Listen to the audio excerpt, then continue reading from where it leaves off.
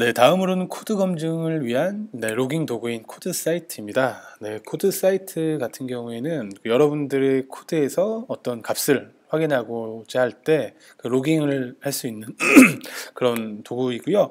오른쪽 화면과 같이 뷰어를 제공해 주기 때문에 여러분들은 코드 사이트에서 제공하는 그 메소드를 이용해서 로그를 남기면은 그 남긴 로그 값을 아주 편리하게 볼 수 있는 뷰어까지 함께 제공을 해주고 있습니다. 기본적으로 이제 샌드하는 다양한 이제 메소드들이 제공을 하고요. 그리고 그 뷰어도 그 라이브 뷰어는 로그를 남기는 실시간으로 볼 수 있는 뷰어이고, 파일로 남긴 그 로그도 파일 뷰어를 통해서 확인을 할 수가 있습니다. 그럼 데모를 통해서 코드 검증 로깅 도구 코드 사이트에 대해서 함께 살펴보도록 하겠습니다.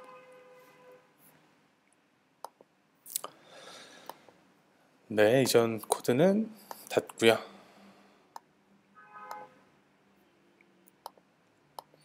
제가 미리 작성한 코드 사이트 데모를 열어보도록 하겠습니다.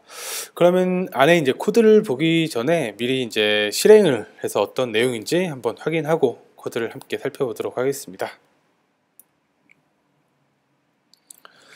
우선 라이브 로그 형태로 이제 로그를 확인할 것인데요. 먼저 메시지 전송 기능을 하게 되면은 제가 내부적으로 메시지 전송이라는 로그를 남겼기 때문에 라이브 뷰에 그대로 표시가 되어 있고요.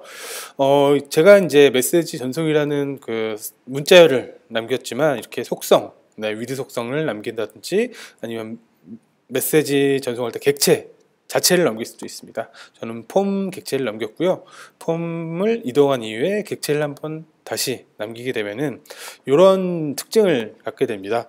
지금 보시면 제가 위치를 이동했기 때문에 레프트하고 탑 값이 변경이 되어 있습니다. 밸류 1에서 밸류 2로 이런 식으로 그 객체 정보를 넘기게 되면은 그 객체 로그를 두 개 값을 선택을 하게 되면은 두 로그 남긴 사이에서 변경된 속성들만 보여주기 때문에 그런 것들을 확인할 때 아주 편리하게 확인할 수가 있고요.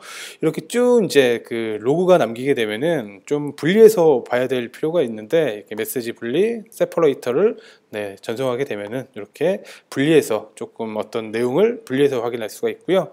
그리고 한 가지 더, 폰트스 같은 경우에는 스트링 형태로 폰트 목록을 제공을 해주는데, 스트링 리스트를 전송하게 되면은 그 스트링 리스트 안에 있는 모든 내용들을 로그에서도 확인을 할 수가 있겠습니다.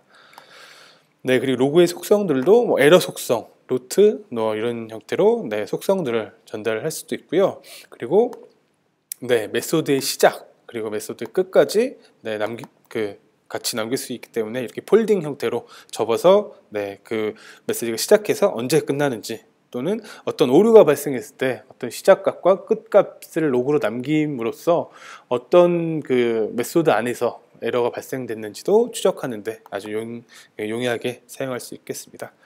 그리고 에러가 발생했을 때도 에러 익셉션을 전송을 하게 되면은 이렇게 어떤 에러가 발생했는지도 남길 수가 있겠습니다. 그러면은 그 코드를 통해서 함께 살펴보도록 하겠습니다. 메시지 전송 같은 경우에 코드 사이트 send 메시지를 전송을 했고요. 이 코드 사이트를 사용하기 위해서는 유즈절에 코드 사이트 로깅이라는 유닛을 추가를 하게 되면은 코드 사이트 객체를 사용할 수가 있습니다. 그리고 단축키로는 CSS 다음에 컨트롤 J를 누르게 되면은 앞쪽에 위드를 입력하게 되면 뒤쪽에도 위드가 자동적으로 입력되는 템플릿이 실행이 되고요. 이렇게 편리하게 입력을 할 수가 있습니다. 그리고 아까 이제 폼 정보 객체를 전달할 때도 샌드 다음에 뒤쪽에 이제 그 어떤 항목 뒤쪽에 객체를 넣게 되면은 객체 자체에 대한 로고를 자동적으로 남기는 기능을 이용할 수가 있습니다.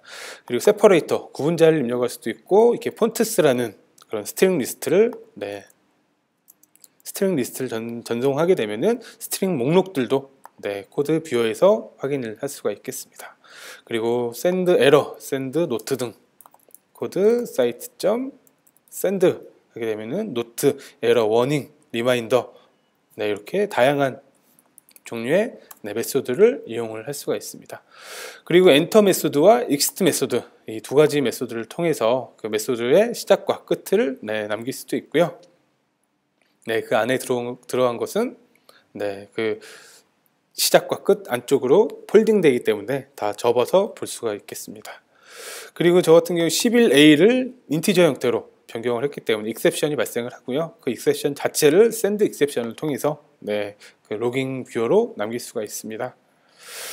네, 이렇게 이제 그 라이브 뷰어를 통해서 기록을 했고요. 파일 로그를 남길 경우에는 이렇게 코드 사이트 데스티네이션 객체를 생성한 이후에 그 데스티네이션 객체를 코드 사이트 점 데스티네이션으로 설정을 하면 되고요. 이때는 제가 이제 파일 이름을 어떤 것으로 줄지, 그리고 패스는 어디에 저장을 할지만 간단하게 그 기록을 하게 되면은 이후에 그 목적지 쪽으로 로그를 남길 수가 있겠습니다. 그리고 맥스 사이즈를 입력을 하게 되면은 이 파일명 뒤에 뭐 언더바 1, 언더바 2 형태로 그 맥스 사이즈 이후의 로그들은 분리돼서 남길 수 있는 기능들도 제공을 하고 있습니다. 자, 그럼 파일 로그를 한번 확인해 보겠습니다. 네, 실행한 이후에 기존에 있던 네, 로그 파일을 삭제를 할 것이고요. 자, 파일 로그 버튼을 누르게 되면은 데스티네이션이 이 코드 사이트 점 데스티네이션이 할당이 되어 있기 때문에 이제 메시지를 남기면 파일로 기록이 될 것입니다. 이렇게 메시지를 남겨보고요.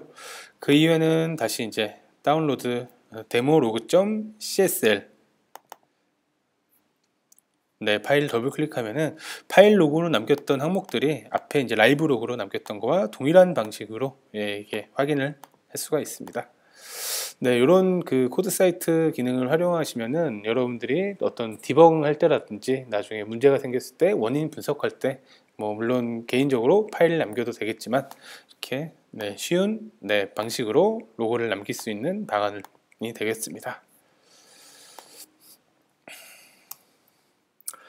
네, 코드 사이트 기능에 대해서 네, 간단하게 살펴봤고요. 그리고 이제 아래에 보시는 이 유튜브 영상에는 그 엠베카드로에서 그 파트너 스포트라이트 프로그램을 진행을 하고 있습니다. 그래서 코드 사이트를 그 개발한 레이지 소프트웨어 쪽에서 이제 직접 코드 사이트와 그 제품에 대해서 그 소개한 그 동영상 자료가 있기 때문에 이 영상을 보셔도 네, 그 코드 사이트 이용하는데 많은 도움이 될 것 같습니다.